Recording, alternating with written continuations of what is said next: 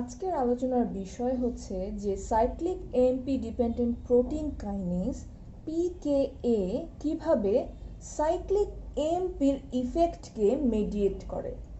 তো এটা সম্পর্কে জানতে হলে আমাদের দুইটা টার্মিনোলজি সম্পর্কে জানতে হবে, সেটা হচ্ছে প্রাইমারি মেসেঞ্জার এবং সেকেন্ডারি মেসেঞ্জার। আমরা জানি পুরো সিগন্যালিংটা আসলে লিগ্যান্ড এবং রিসেপ্টরের বাইন্ডিংয়ের উপর ডিপেন্ড করে। তো রিসেপ্টরের সাথে ডিরেক্টলি যে লিগ্যান্ডগুলো বাইন্ড হচ্ছে এবং তারপর সিগন্যাল ট্রান্সডাকশন করছে সেগুলোকে বলা হয় হচ্ছে প্রাইমারি মেসেঞ্জার। এক্সাম্পল আমরা দেখতে পাবো যে হরমোনস, তারপর এক্সট্রাসেলুলার ফ্যাক্টরস এগুলো। তারপর হচ্ছে সেকেন্ডারি মেসেঞ্জার। সেকেন্ডারি মেসেঞ্জার যেগুলো হচ্ছে ইন্ট্রাসেলুলার সিগন্যালিং মলিকিউলস, যেগুলো রিলিজ হয় যখন এই লিগ্যান্ডগুলো বা প্রাইমারি মেসেঞ্জারগুলো সিগন্যাল ট্রান্সডিউস করে। এরপরে এর প্রভাবে যেসব ইন্ট্রাসেলুলার সিগন্যালিং মলিকিউলসগুলো রিলিজ হয় এবং ফার্দার ক্যাসকেড ফর্মেশনের মাধ্যমে আমার সিগন্যাল ট্রান্সডাকশন করে, সেগুলোকে বলা হয় হচ্ছে সেকেন্ডারি মেসেঞ্জার। এক্সাম্পল আমরা দেখতে পাবো সেটা হচ্ছে সাইক্লিক এএমপি এবং ক্যালসিয়াম। যেহেতু আমরা সাইক্লিক এএমপি নিয়ে আলোচনা করব, সেই জন্য এটা যে সেকেন্ডারি মেসেঞ্জার সেটা জানার জন্য আমরা এই পুরো ডেফিনেশনটা দেখলাম। তো সাইক্লিক এএমপি আমরা প্রথমেই দেখলাম যে সাইক্লিক এএমপি একটা সেকেন্ডারি মেসেঞ্জার এবং কিছু জি প্রোটিন এই সাইক্লিক এএমপির প্রোডাকশনকে রেগুলেট করে।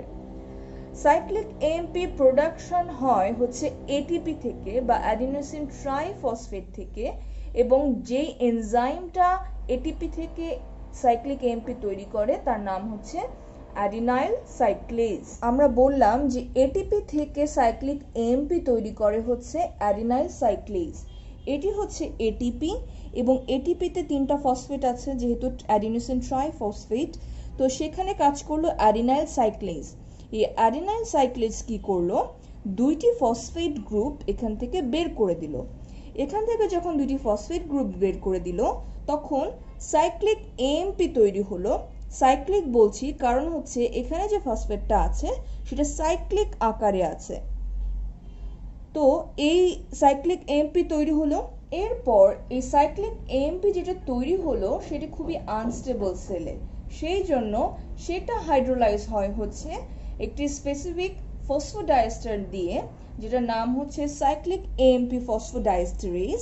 সে কি করে, এই যে সাইক্লিক আকারে যে ফসফেটটা ছিল সেটাকে নর্মালে নিয়ে আসে এবং সেটাকে আমরা বলছি 5' এএমপি। তো এভাবেই হচ্ছে সাইক্লিক এএমপিটা প্রোডাকশন হয় হচ্ছে অ্যাডিনাইল সাইক্লেজ দিয়ে। এবার আমরা দেখব যে সাইক্লিক এএমপি কিভাবে সাইক্লিক এএমপি ডিপেন্ডেন্ট প্রোটিন কাইনেজকে অ্যাক্টিভেট করে। পিকেএ বা cyclic AMP dependent protein kinase একটা কমপ্লেক্স যেটি 2টি ক্যাটালাইটিক সাবইউনিট আছে এবং 2টি রেগুলেটরি সাবইউনিট আছে। এগুলো হচ্ছে 2টি রেগুলেটরি সাবইউনিট এবং এই 2টি ব্লু কালারের হচ্ছে catalytic subunit.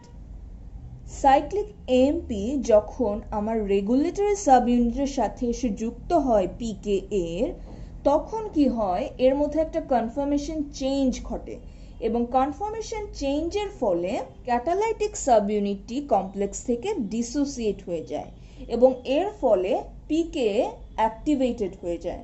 So cyclic AMP regulatory সাবইউনিটের সাথে যুক্ত হলো এবং ক্যাটালাইটিক সাবইউনিটটি ডিসোসিয়েট হয়ে গেল এবং এর মাধ্যমেই ইনঅ্যাক্টিভ পিকেএ অ্যাক্টিভেট পিকেএতে কনভার্ট হলো।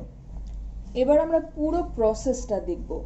সেটা হচ্ছে সিগন্যালিং মলিকিউল জিপিসিআর এর সাথে প্রথমে বাইন্ড করে। এটি হচ্ছে সিগন্যালিং মলিকিউল যেটি আমার জিপিসিআর এর সাথে বাইন্ড করছে এবং এটিকে অ্যাক্টিভেট করে দিচ্ছে। আমরা প্রথমেই বলেছি যে জি প্রোটিন এই সাইক্লিক এএমপির প্রোডাকশনে সাহায্য করে, তো সেই জন্য জিপিসিআর আছে। তো এই জিপিসিআর গিয়ে কি করে, জি প্রোটিনকে অ্যাক্টিভেট করে এবং জি প্রোটিনকে অ্যাক্টিভেট করার মানে হচ্ছে যে জি প্রোটিনের মধ্যে যে জিটিপি ছিল সেটার জায়গায় চলে আসছে জিডিপি আলফা সাব ইউনিটে, এবং সেই আলফা সাব ইউনিট গিয়ে তারপর এটি হচ্ছে অ্যাডিনাইল সাইক্লেজ। আমরা কি বললাম যে অ্যাডিনাইল সাইক্লেজ সাইক্লিক এএমপি প্রোডাকশনে সাহায্য করে এটিপি থেকে।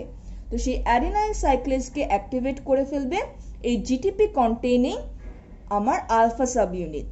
তো আলফা সাব ইউনিট যখন অ্যাডিনাইন সাইক্লেজকে অ্যাক্টিভেট করে ফেললো, তখন সে কি করলো, এটিপি থেকে প্রোডাকশন করলো সাইক্লিক এএমপি। এই অরেঞ্জ কালারের এই জিনিসগুলোকে আমি সাইক্লিক এএমপি বলছি। এবং এই সাইক্লিক এএমপি তখন গিয়ে কি করবে, পিকেএ, ইনঅ্যাক্টিভ পিকেএ কে অ্যাক্টিভেট করবে। এবং সেটা কিভাবে করে একটু আগেই দেখলাম যে সাইক্লিক এএমপি গিয়ে এই ইনঅ্যাক্টিভ পিকে এর রেগুলেটরি সাব ইউনিটে যেয়ে বসে এবং এর ফলে কনফার্মেশন চেঞ্জ হয় এবং কনফার্মেশন চেঞ্জের ফলে আমার যে ক্যাটালাইটিক দুটি সাব ইউনিট আছে সেগুলো ডিসোসিয়েট হয়ে যায়। এরপর এই ক্যাটালাইটিক সাব ইউনিটটা তার পরের কাজগুলো করবে। এরপর ক্যাটালাইটিক সাব ইউনিট যেটি ডিসোসিয়েট হয়ে গেল সেটি কি করবে, নিউক্লিয়াসের মধ্যে চলে আসবে এবং নিউক্লিয়াসের মধ্যে চলে এসে সে ফসফোরাইলেট করবে হচ্ছে ক্রেব নামের একটি রেগুলেটরি প্রোটিনকে। এই যে অ্যাক্টিভেটেড পিকে যে ক্যাটালাইটিক সাব ইউনিট আছে সে কি করলো, এই ইনঅ্যাক্টিভ ক্রেব একটি রেগুলেটরি প্রোটিন, সে এটিকে ফসফোরাইলেট করলো এবং ফসফোরাইলেশনের ফলে এই ইনঅ্যাক্টিভ ক্রেবটা অ্যাক্টিভেটেড হয়ে গেল। এই অ্যাক্টিভেটেড ক্রেব আবার কি করবে, সিবিপি নামের একটি কোঅ্যাক্টিভেটরকে সে রিক্রুট করবে, সে নিয়ে আসবে। এই যে ক্রেবের অ্যাক্টিভেশন হলো পিকে এর দ্বারা এবং পরে ক্রেব গিয়ে সিবিপি কে নিয়ে আসলো, যেই জিনটার ট্রান্সক্রিপশন হওয়ার কথা ছিল সেই জিনটার ট্রান্সক্রিপশন হয়ে গেল। এভাবেই এই পুরো প্রসেসটা কাজ করে।